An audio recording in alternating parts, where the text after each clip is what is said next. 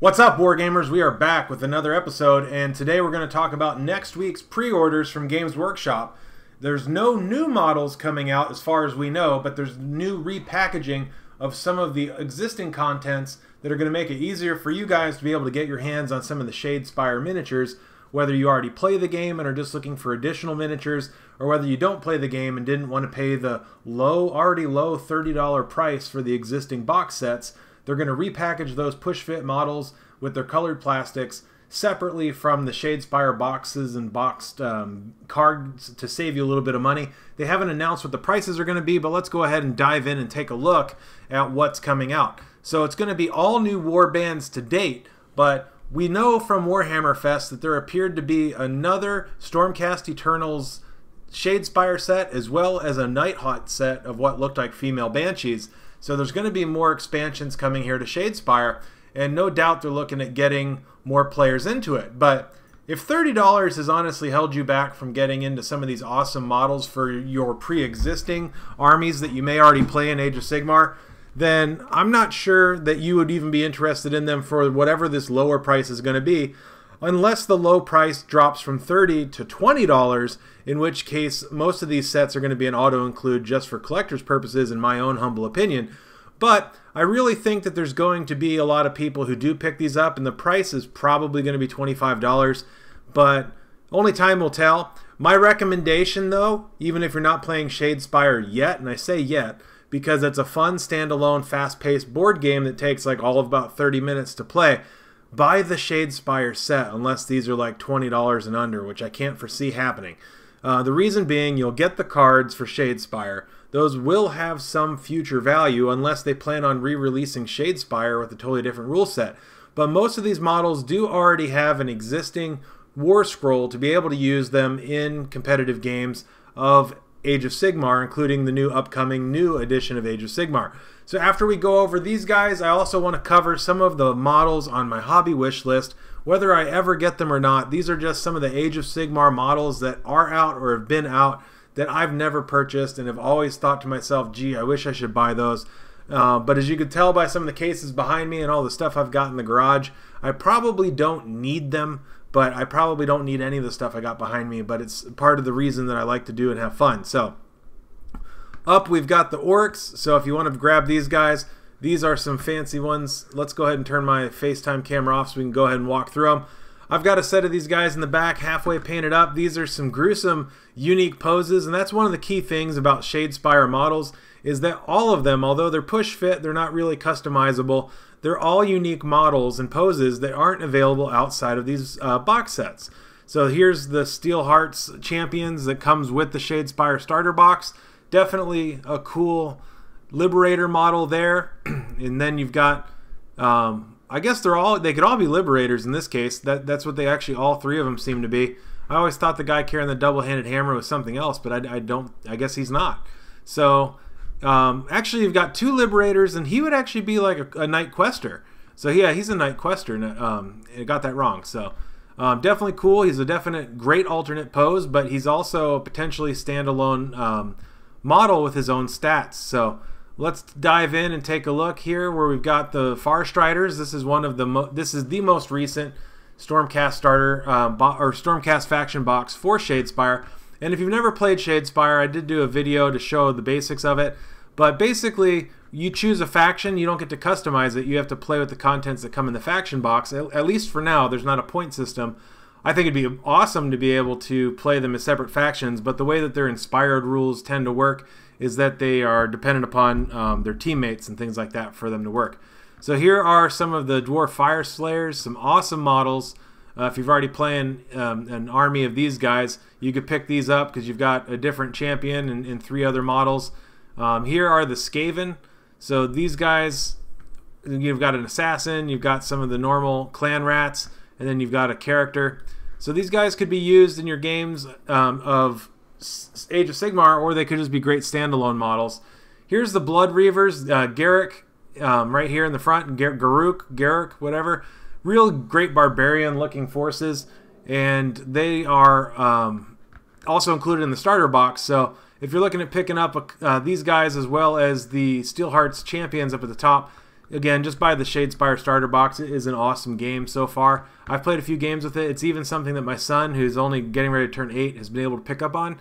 So comment below whether or not you would pick up these guys and which one of these sets most interest you. Now, I haven't picked up these guys, but these guys look awesome, and they would go great with my Khorne Bloodbound army, and I like the Warhound that comes with them, who's standalone, but I can totally see this guy making a great champion, and I don't know if he has standalone special rules, but it would be great to see because I think he's an awesome model. And I really like those Blood Reaver, or what are they calling these guys? I forget. The Blood Reavers are the guys without armor, but I'm really digging these guys so far. And then here is one of my, this is my son's favorite set from Shadespire.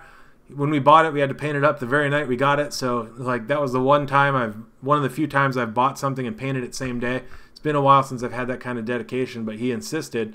And these 7 dudes, they're really easy to kill, but they can regenerate and stuff like that, as you might imagine, being that they're undead. So it does, as long as the right characters stay in play, you can keep bringing some of these guys back to life. So these guys are going to be next week's pre-orders. No idea if those are going to be the only pre-orders, but those are still some pretty cool models, right? Nonetheless, so doing some wine and Warhammer. Now I'm going to dive into some of the models that I can't say I've always wanted, because in the terms of Age of Sigmar, these models have only been out for a couple of years. You know, as a kid, when I'd pull out the White Dwarf magazine, the Games Workshop catalog, I'd drool over that. And there were a lot of models over the years that I was never able to get my hands on, and there were actually quite a few where I was more fortunate than not, especially during the years I worked at Games Workshop, where I was able to order pewter miniatures by the gram, and it was like 4 cents a gram. So some of those special characters that may cost like $15, $20 in the blister pack back in those days would cost me, like, depending on their weight, 25 cents to $1. I mean, oftentimes not. And I've, you know, bought a lot of Blood Bowl stuff, and I loaded up on it, man. I was getting like Foot Lockers full of those pewter miniatures, you know, hundreds of dollars a month that I'd reinvest from my paycheck back into those minis, because they, even in the early days of eBay, they were worth their weight in gold, and they helped fund my hobby ventures, both in Games Workshop and outside of Games Workshop. But let's dive into some of my favorite models that I have not yet gotten. So even though I play Ironjawz, I have never purchased this model. So whether it's Gordrakk, Fist of Gork, or whether you get the non-special character version of it shown here, I really think that this miniature is a BA miniature, way better than the old Wyvern, and I realize it's meant to be a different creature, but I think this is an awesome model for a Mega Nob or Mega Boss to be on this dragon, and it's just really something I've been wanting to get my hands on. So this is one of the top models that I have yet to buy that's still on my bucket list of Age of Sigmar stuff. And we'll keep it specifically to Age of Sigmar for myself at least, but feel free to comment some of the models you wish you had gotten over the years, or that are still out that you still want to get. Whether or not you're actually going to go out and get them, they might just be something like one particular model. It could be Nagash, for example, that makes you want to play Night Haunts or some type of other dead army, but you haven't gotten Nagash, and you maybe haven't even gotten your feet wet with purchasing the army that goes with it, but it's got you on the fence and it's got you hooked. And then, if you can recall back, what was it with Warhammer or Warhammer 40K when you weren't a gamer that made you come over and decide, I'm going to become a gamer? What were the models that drew you in, that made you say, and it could be 20 years ago, like in my case, you know, and they don't even make the faction anymore. But so here's the other set. This, almost as a whole, the only model I have for Fire Slayers is the one that came in the Warhammer Quest box set. So this whole army, I think, would be a fun one. I've never really been much of a dwarf player in general, so I'd be overdue to finally step into them and dedicate a force. But I feel like this is an awesome army with some cool miniatures, although they do tend to look similar across the tabletop. But you get the right dwarven flesh tones, the right red fiery hair, and you can't beat the Start Collecting box. It's like the Seraphons. It's actually not quite as good of a value of Seraphons, but you would be crazy to spend $85 to buy one of the Rune Sons or Rune Fathers on Magmadroth, considering it's included in this box for $85, of which you would get an entire box of Fire Slayers, or I think they're Volkite Berserkers actually, and then you would get, of course, the $85 character. Now, they're not actually giving you this other character in addition. He's actually one of the alternate characters that would be included on the Magmadroth, and they just assume whichever one you're not using on the mount you would put on foot. But you could buy 2 of these box sets, and they would still be worth it, in my opinion, especially when you're looking at $60 for Volkite Berserkers just in and of themselves, which are included in that box set. So those are my 2. Now, there's another game out there. If you guys are like gung-ho about Age of Sigmar, or maybe some of you are put off by the fact that they're switching to the new edition, incorporating some of the great things and lessons learned of Warhammer 40,000 8th edition, and incorporating some of those like command points and stuff like that into Age of Sigmar. So it's yet to be determined here how that's completely going to affect the game, even though we've seen some sneak peeks. But there's another game out there that's cheap and staying true to the tune of Budget Wargamer. You could get into a game called Saga from Studio Tomahawk, and you don't have to pick up specific miniatures from those guys. You can get Gripping Beast plastics, you can get into like Perry pewters, and the whole concept of Saga, in a nutshell, is one, it's a unique type of game. It's still 28mm size, 25mm size skirmish war game, and you pick either, like Vikings, Saxons, Normans, things like that, and you play, and it could even be Britanno-Anglos instead of, or Roman Anglos, things like that, that would have been mainly around the events that took place from the 800s to 1100s, roughly, on the British Isles.